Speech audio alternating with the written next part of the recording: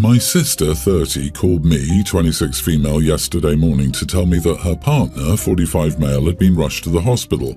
She was in hysterics and I stayed on the phone with her until she could make it to the hospital. She works and her partner stays home with the kids. I believe he's on some disability or unemployment benefit though. Together they have 3 young kids. Here's some background on me and my sister. We had actually not spoken for almost an entire year before her most recent call to me. We have a really strained relationship starting from our childhood, which our parents exacerbated. I'll honestly say that my parents always favoured me and labelled my sister a problem child. Since her teens, she's been involved with sugar use and partying. She graduated high school but dropped out of community college. Our strict, traditional Asian parents shunned her after she dropped out of college.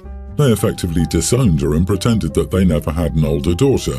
My parents haven't spoken to her in almost a decade, and they've never met their grandchildren.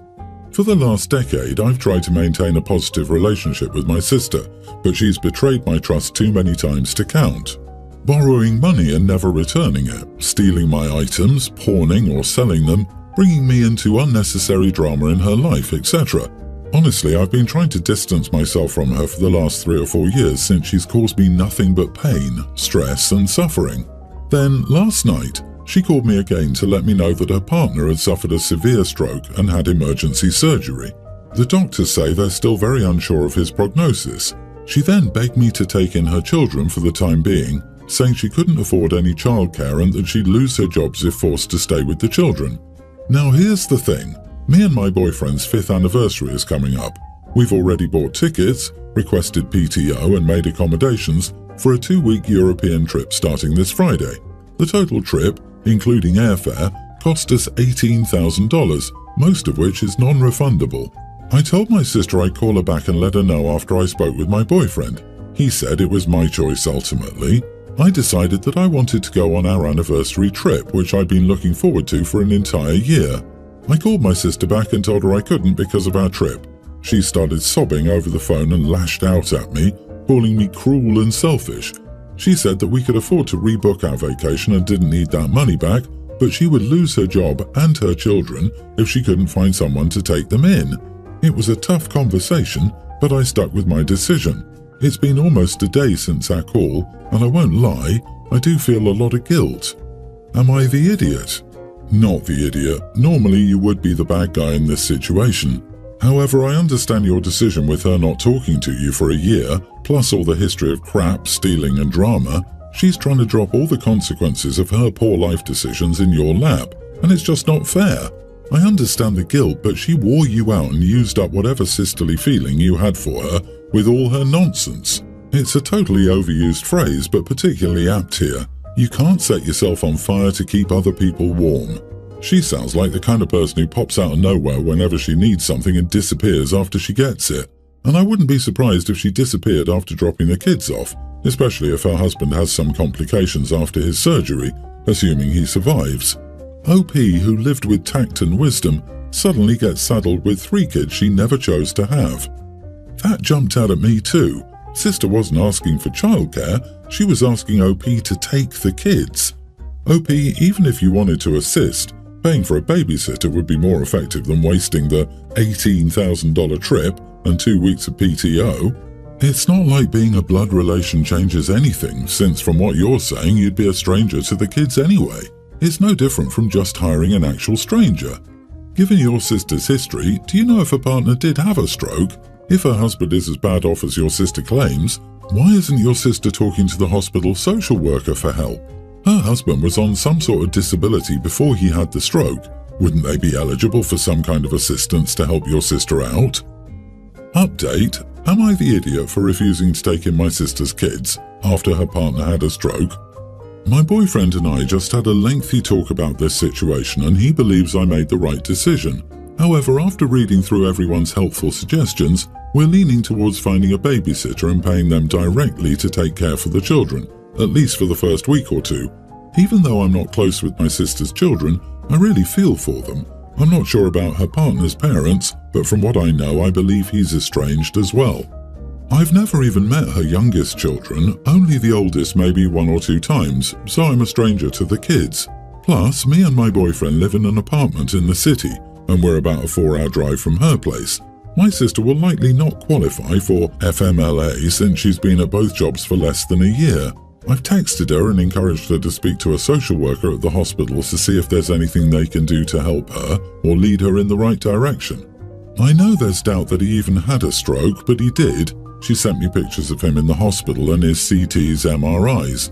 I do feel horrible for her, but at the same time it's tough for me to find the willpower to wire her money directly, given that she's stolen thousands of dollars from me in the past. But again, we're looking into finding a sitter and paying the sitter directly. To end, I will be going on our vacation. It's great to have had the added support of my lovely boyfriend regarding my decision. He also admitted that he was thankful I chose to go on the trip. Another big reason I wanted to go on this trip is because I have a sneaking suspicion that he might propose. Thank you very much.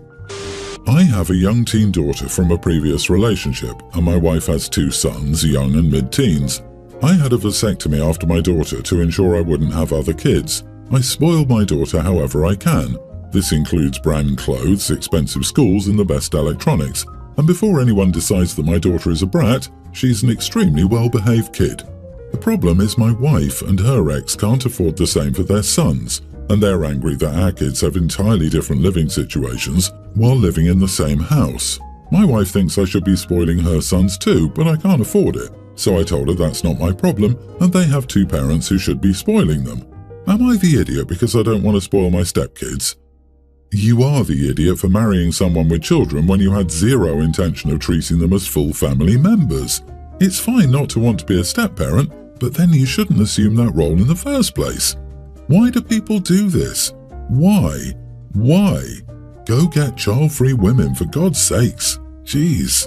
This is a kind of reverse Cinderella situation. Your real kid gets the best of anything she desires, while your stepchildren get to watch her be showered in gifts and are made very aware that they're not worthy of the same treatment. I bet other things are unequal too, like required chores and punishments. Step up and be a better stepdad.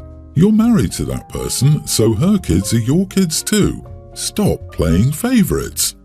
Update, I've been thinking about your comments and I think you're right. I can't treat kids under the same roof differently, so I asked my wife to move out of my home for now. We will try counselling and see how that goes, but if I have to choose between her and my daughter, it's always going to be my daughter. She's not happy as she has a low-paying job and moving out means downgrading their lives. The kids are old enough to understand that. Also, the wedding was a month ago, so it's a small change for them. You are the idiot, abso-damn-lutely. Your solution to this issue is to kick your wife out. What the heck? You need therapy to learn how to function as a human being. Geez, you are quite possibly one of the biggest idiots ever. Do you actually love your wife? You've been married for a month and you'd sacrifice your relationship with her rather than treat her kids decently? You're appalling. So, I'm a single father to my daughter Sarah, who recently started her sophomore year of high school. Sarah has autism, and though she's not especially learning disabled, she takes all mainstream or advanced classes, she does have trouble regulating her emotions and navigating social situations. She's very independent and needs minimal accommodations, though thanks to the accommodations that she does need, I'm used to dealing with the school district special education programs. So far, I've not been especially impressed. Another thing to note about Sarah is that she has trouble controlling her temper and is very protective of her personal property. So, anyway, Sarah has this little fuzzy penguin plush that she calls Percy. She uses Percy as a sensory toy because his fuzzy texture helps her calm down.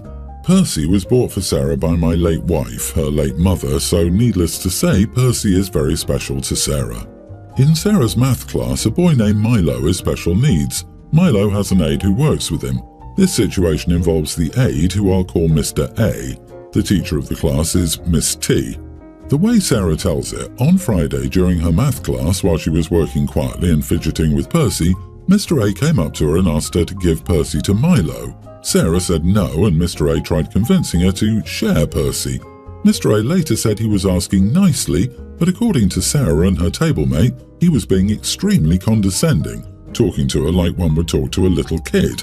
This culminated in Mr. A trying to take Percy out of Sarah's hands, and Sarah slapping Mr. A's hand and yelling at him. At that point, Miss T called for security, who arrived quickly and escorted Sarah to the security office. This is when the school called me. There was a big meeting with Mr. A, Miss T, the vice principal and the school counsellor. Sarah and Mr. A told their sides of the story, and Sarah's table mate as a third witness. It turns out that because Sarah sometimes works with the special ed department, Mr. A assumed that Percy was one of the school's special ed toys that they give to special needs kids while they're at school. Milo was starting to have a meltdown and Mr. A thought that Percy might help him calm down. Apparently, the procedure for getting something away from a special needs kids is to ask nicely, persuade nicely, and take it away gently. I asked what steps would be taken against Mr. A for trying to steal from Sarah, and the other adults looked appalled. They said it was a misunderstanding, and the real concern was Sarah's violent outburst. The vice principal said that the school normally expels kids who attack a teacher, but after the misunderstanding came to light, they were willing to be lenient and settle for a week's suspension. I was not okay with this. He tried to steal from my daughter, but the administration said that it was not up for negotiation.